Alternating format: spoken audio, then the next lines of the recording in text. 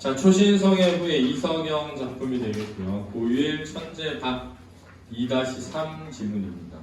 갈래는 수필인데요. 수필 중에 경수필이라고 하는 것은 자신의 주변에 일어난 신변이라고 합니다. 그렇죠? 아주 자잘한 이야기를, 잡스러운 이야기를 기록한 그것을 신변잡기적이라고 하는데 그런 작품입니다. 성격은 성찰적인데 성찰이라는 것은 기본적으로 자신의 삶을 돌아보거나 또는 바람직한 삶이 무엇인지 생각해보거나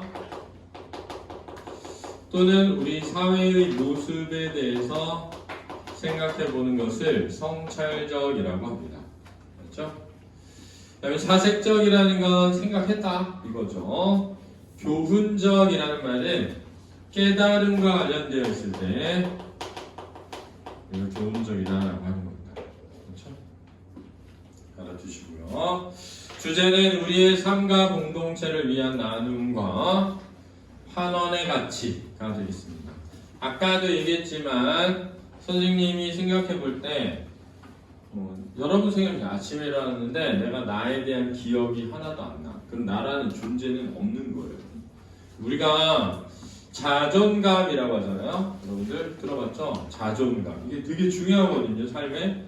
자존감이 언제 생기느냐?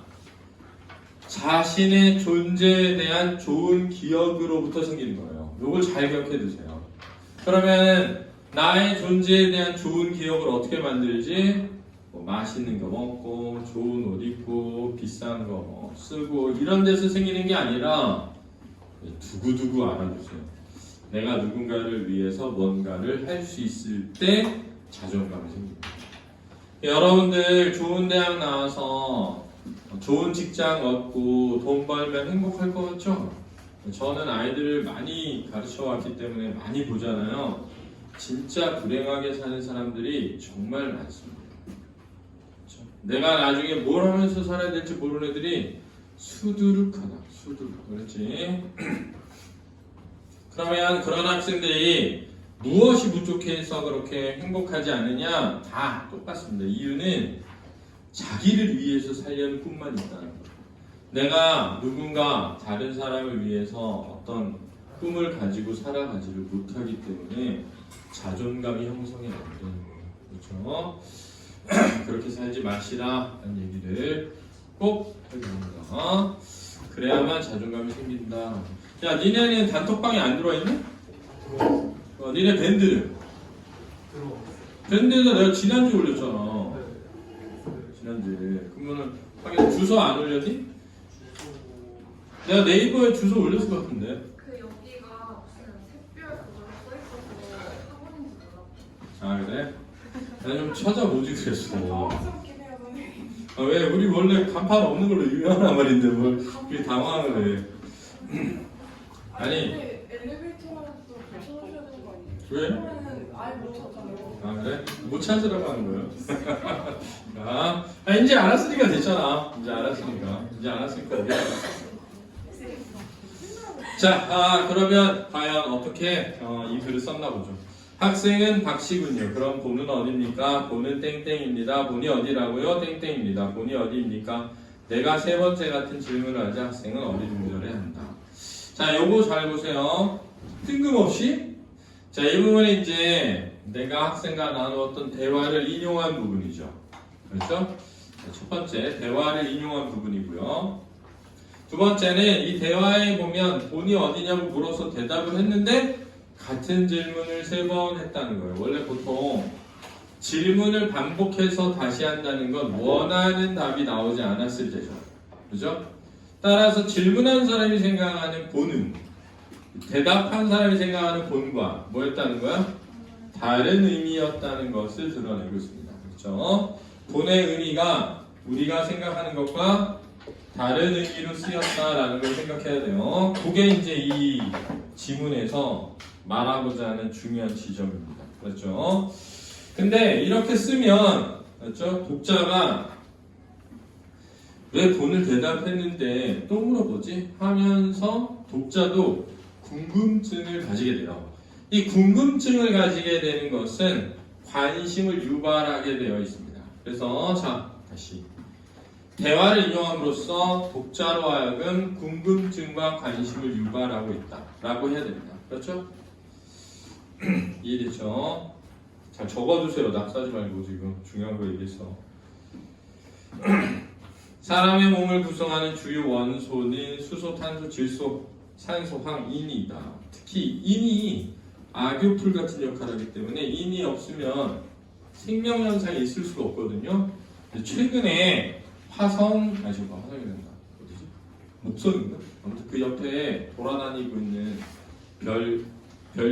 목성 옆에 돌아다니고 있는 위성 중에 얼음으로 된 위성이 있는데 거기에 인이 검출됐대요. 그래서 생명체가 있을 것으로 추정하고 있습니다. 원자의 수로 치면 수소가 전체 63%를 차지하고 질량으로 치면 산소가 전체 26%를 차지하는 으뜸 원소이다. 철, 마그네슘, 나트륨과 같이 적은 양이지만 꼭 필요한 원소들도 여러 있다. 그러면 이 원소들은 어디에서 왔을까? 자, 여기 이제 잘 보세요. 맨 첫 번째는 본이 어디냐고 물었는데 그 다음에는 우리의 몸을 구성하는 원소에 대한 이야기를 하고 있습니다. 따라서 이 사람이 얘기하는 본은 그냥 성에 딸려있는 본이 아니라 우리의 몸을 구성하는 근본을 이야기하고 있는 거죠. 우리의 몸을 이루고 있는 근본 요소에 대한 질문이다 라고 이해되겠습니다. 그러면 이런 원소들은 어디서 왔을까? 이렇게 물음과 대답의 형식을 통해서 그렇죠? 호기심을 유발하고 관심을 유발하고 있다는 것도 알아두시기 바랍니다. 우선 우주에 존재하는 대부분의 수소 원자는 우주 초기, 우주의 나이가 1초일 때에서 대략 3분이 될 때까지 만들어졌습니다. 그래서 굉장히 유명한 과학책 중에 태초의 3분이라고 하는 책이 있어요. 이 태초의 3분이라는 책 제목이 왜 3분이냐? 요것 때문에 3분 될 때까지 수소 원자가 만들어진 거죠. 이걸 포톤이라고 해요. 포톤, 빛 알갱이. 빅뱅 이론을 정립한 조지 가모 교수는 뜨거운 초기 우주에서 작은 입자들이 고도로 만나 어떻게 수소와 헬륨 원자 핵을 최초로 만들었는지 발견했다. 이걸 알파 입자라고 합니다. 알파 입자. 우리의 몸의 핵심 요소이자 기구를 띄우기 위해 종종 집어넣는 기체. 헬륨이죠, 헬륨. 미래 자동차와 연료로 주목받고 있으면 수소. 우주 전체 물질 질량의 70%를 차지하는 수소는 그래서 수소 기구도 있어요. 우주 초기 3분간 만들어져 온 우주에 골고루 뿌려진 후 오늘날 우리 몸속에 자리 잡게 되었다고 현대 우주론에서 이해한다. 자, 그럼 결론은 우리 몸속에 있는 수소, 우리 자연 속에 구성하고 있는 수소는 전부 빅뱅에서부터 왔어요. 그렇죠? 빅뱅에서부터. 그러니 수소와 헬륨보다 무거운 원소들 어디서 만들어졌을까? 탄소, 질소, 산소는 태양과 같은 작은 별에서 만들어졌다. 왜냐하면 잘 생각해보세요. 이 수소나 헬륨 같은 원자들이 있잖아요. 조금씩 모이기 시작하잖아요. 조금씩 모이기 시작하면 뭉쳐지기 시작해요. 그렇죠? 이렇게 뭉쳐지기 시작하면 온도가 급속도로 올라갑니다. 온도가 급속도로 올라가면서 물질을 잡아당기는 힘인 인력에 의해서 다른 물질들을 끌어당기기 시작하거든요. 그 다른 물질들이 점점 모이면서 온도가 계속 올라가면 그렇죠? 헬륨과 헬륨이 충돌하면서 4번이 만들어지는 거예요. 4번과 4번이 충돌하면서 8번이 만들어지게 되죠. 근데 수헬, 배잖아. 베릴륨 만들어지고 붕탄, 질, 산이잖아. 산소 만들어지는 거예요. 이렇게 만들어졌다는 거예요. 그렇죠? 이렇게. 우리 은하 내에는 태양과 같은 작은 별이 약 1000억 개 존재하고 보이는 우주 내에는 우리 은하와 같은 은하가 또 1000억 개 이상 존재한다. 작은 별은 뜨거운 중심부에서 수소를 핵융합 발전해 빛을 만드는데 그 과정에서 헬륨이 만들어진다. 수소와 수소가 충돌해서 헬륨이 되면서 빠져나가는 에너지 그 자체가 빛입니다. 그렇죠? 에너지 자체가 수소가 골갈되면 헬륨을 핵 융합해 탄소를 만들고 탄소를 이용해 산소 등을 만든다. 이렇게 만들어진 원소들 일부는 우주 공간에 퍼져나가고 일부는 수명을 다하는 별의 핵을 이루며 최후를 장식한다. 작은 별의 최후는 주로 단단한 탄소 덩어리일 것으로 생각된다. 탄소를 응축시켜 놓으면 다이아몬드 되잖아요. 다이아몬드 별이라고 합니다. 다이아몬드를 특별히 좋아하는 사람이라면 죽은 별을 탐사해보기를 권한다. 그랬네요. 뭐 탐사한다고 해서 가지는 건 아니잖아요, 그죠?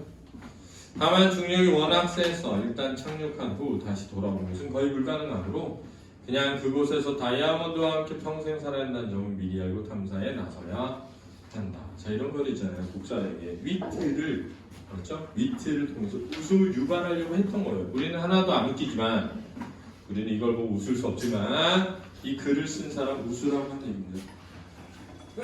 웃으라고 한 얘기예요. 요즘 이런 거 안 했죠. 오늘 선생님 점심 먹는데 선생님 아들이 핸드폰을 막 보고 있으니까 선생님 조카가 우리 아들한테 밥 먹을 때는 휴대폰 안 보는 게 좋지 않겠냐? 이렇게. 우리 아들이 뭐라 했죠? 당연하지. 파스타랑 보는 거야? 그러면서 파스타 먹는다고 자기 밥 안 먹고 그래서 때릴 뻔했어요. 자, 이런 걸 웃기지 않죠. 다만 그다음 봐봐. 산소보다 더 무거운 황인, 마그네슘, 철 등은 태양보다 대략 10배 이상의 무거운 별에서 만들어졌대. 무거운 별은 작은 별보다 짧고 굵은 삶을 살죠. 작은 별이 100억 년 가까이 살 수 있는 것에 비해 그래서 지금 태양이 약 한 40억 년 남았을 거예요. 수명이. 큰 별들은 1000만 년 정도 단위로 짧게 살지만 워낙 내부가 고온이기 때문에 산소보다 무거운 원소들도 원료로 쓸 수 있고 그래서 훨씬 다양한 핵 융합을 통해 다양한 무거운 원소를 만듭니다. 철을 만든 후에 무거운 별들은 초신성 폭발을 한다. 이게 슈퍼노바죠. 자, 이 슈퍼노바의 잔해로 만들어진 게 태양이고 그래서 우리 지구에는 그런 무거운 입자들도 다 존재하고 있는 겁니다. 그렇죠? 큰 별이 초신성 폭발과 함께 일생을 마감할 때 일부 물질은 그 폭발의 잔해인 블랙홀이나 중성자별 안에 갇히지만 대부분 우주 공간으로 환원된다. 자, 환원 동안 쳐보세요. 이 글의 주제가 뭐냐면 공동체를 위한 환원의 가치입니다. 이게 이제 주제에 가고 있는 거예요. 만일 초신성이 자기가 만든 귀한 원소를 우주에 나눠지지 않았다면 어떤 일이 일어날까? 자, 환원하지 않았다면 질문과 대답으로 이루어져 있어요. 그 후에 태어난 젊은 별은 초기 우주가 만든 수소, 헬륨 등 극히 단순한 원소에는 갖지 못한 채 태어날 것이다. 자, 여기서 우리가 알아야 할 것은 지구를 이루고 있는 다양한 어떤 무거운 입자들을 볼 때 지구는 초기 빅뱅의 우주에서 만들어진 원소들 중에 수소와 헬륨으로 이루어진 태양만으로 된 게 아니라, 그렇죠?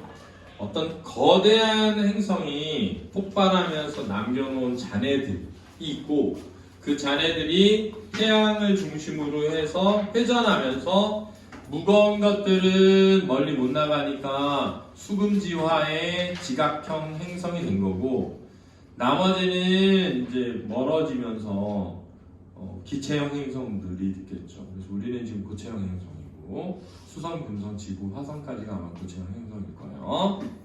자, 잘 따라오셔야 됩니다. 야, 내용 없다고 해서 대충 들으면 안 된다. 그렇지. 여기서 어려운 문제 많이 나왔어. 태양도 예가 아니다. 초신성이 원소를 우주에 나눠지지 않았다면 태양계에서 생명체가 나타날 수 없었을 것이다. 자, 여기서 잘 보세요. 생명체가 나타나려면 무거운 입자의 원소들이 필요하다는 것을 알아야 됩니다. 저거나 생명 현상이 나타나려면 무거운 원소 입자들이 필요하다는 것을 알 수 있어. 우주 전체로 보면 무기물 우주가 된다. 우주가 시작하고 팽창하고 별과 행성이 만들어지고 나타난다. 하지만 평온하 보이는 우주에는 이렇게 무기물 외에는 다른 어떤 숨쉬는 것도 있을 수 없다. 생명이 없는 우주가 되는 것이다. 뭐가 없다면? 초신성의 폭발이 없다면 그런 뜻이야. 즉 환원이 없었다면 생명이 없었을 것이다. 일로 가는 거야. 그러니 잘 이해해둬야 돼. 초신성의 폭발이 없었으면 무거운 입자들이 안 만들어졌을 거고 무거운 입자들이 없었으면 생명 현상이 없었을 테니까 결국 우리는 초신성의 폭발에서 온 것이고 초신성의 폭발을 이 사람 환원이라고 생각했으니까 공동체를 위한 환원이라고 생각하는 거죠.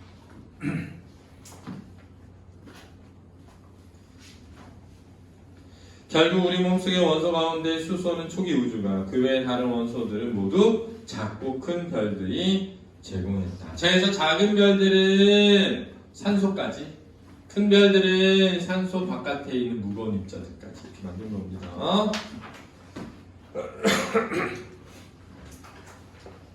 특히 산소보다 무거운 원소들은 대부분 태양이 태어나기 전, 그러니까 약 46억 년 전 어느 날 이 근처에서 살다가 초신성 폭발과 함께 생을 마감한 이를 모를 어느 거대한 별이 만들었을 가능성이 크다.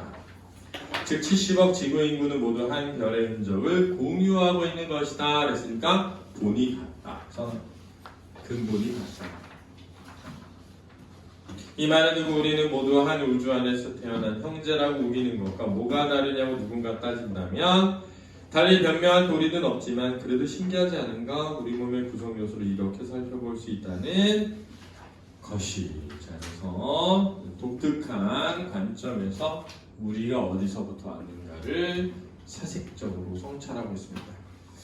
이쯤 설명하고 나서 학생에게 다시 묻는다. 학생의 본은 어디입니까? 지혜로운 우리 학생은 고수줍게 대답한다. 초신성입니다. 우리 사회도 종종 초신성 같은 역할을 하는 사람들이 있다. 자, 이제 인식의 확대를 이제 가져오고 있습니다. 이 사람은 이 우주를 이루는 구성 물질에서부터 환원의 가치를 설명한 다음에 우리 사회에서 일어나고 있는 환원의 가치로 인식을 확대해 가고 있습니다. 여러분 진짜 잘 알아두세요. 알죠? 제가 아까도 말씀드렸지만 우리 학원이 하고자 하는 것도 요 환원의 가치입니다. 환원의 가치. 공짜로 하는 환원이에요. 다만 여러분들이 돈을 벌기 시작하면서 세금을 낼 때, 맞지? 세금을 낼 때. 선생님도 뭐 하거든요. 여러 개 하는데 뭐 후원하는 학생이 있어요. 1년에 한 번씩 사진이 와. 걔가 얼마나 잘한다 뭐 이런 거 보거든요. 그 다음에 찌아찌아족 저기 남아시아 쪽에 거기에 한글 학교 세우는데도 후원하고 있거든요. 찌아찌아족인가? 학교에도. 그 다음에 이제 언론 감시하는 단체도 이제 하고 있어요. 그래서 여러분들도 나중에 꼭 하세요. 땀 흘려 이룩한 재화와 기술, 지식, 능력을 아낌없이 사회에 나누는 그런 사람들은 나눔으로 수많은 사람들을 살리기도 한다. 그러니까 나눔과 환원 같은 거죠. 자연의 섭리가 인간 사회와 닮은 예 가운데 하나이다. 이랬습니다. 유추하고 있죠. 유추입니다. 언젠가 우리 대학교 강사로 오신 한 연사께서 강연을 다음과 같이 시작하셨다고 한다. 여기 앉아 계신 여러분이 아무것도 안 하고 산다면 여러분 평생 5,000명의 노동에 기대어 살 가능성이 큽니다. 자, 이야기도 결국 우리 모두는 서로가 서로에게 나눔을 베풀면서 살고 있다는 거예요. 하지만 여러분이 열심히 살면 오히려 5,000명을 먹이는 삶을 살 가능성이 크죠. 여러분 어떤 삶을 살겠습니까? 나는 이 이야기를 들을 때 우리도 꼭 초신성 같구나 하고 생각했다. 유추. 유사한 것에서 추리함. 초신성에서 출발해서 그런가 초신성이 그저 폭발만 한다면 엄청난 충격을 일으켜 주변을 망가뜨린 결과를 알 것이다. 하지만 초선성은 그 폭발을 통해 중요한 원소를 우주에 환원함으로써 오히려 우주의 생명의 씨앗을 뿌리게 된 것이 아니며 당신은 초신성처럼 살고 싶은가? 여기서 말하는 거죠. 죽음으로써 그냥 생명이 끝나고 싶니? 아니면 뭔가 환원할 수 있는 삶을 살고 싶니? 이런 뜻이겠죠. 세종대왕이 왕으로 태어났잖아. 태어나자마자 이제 평생 자기 행복하게 살 수 있었는데 자기는 아무 상관없는 한글 만들어 놓고 죽었거든. 그래서 있잖아, 지금 우리도 세종대왕이 만든 한글 쓰면서 세종대왕 얘기 맨날 하면서 하는 거야. 인간의 목숨은 100년이 채 못 되지만 인간이 사회적으로 무언가 뜻깊은 일을 하고 가면 영원히 남을 수 있는 거야. 그래서 제발 자기 개인의 먹고 사는 문제만 생각하면서 살지 마라. 나중에 죽을 때 후회하게 된다. 내가 뭐하러 이렇게 살았지? 라는 생각하게 되니까 뜻깊게 살길 바랍니다. 그런 주제로 글을 썼네요. 이해됐죠? 수고하셨습니다.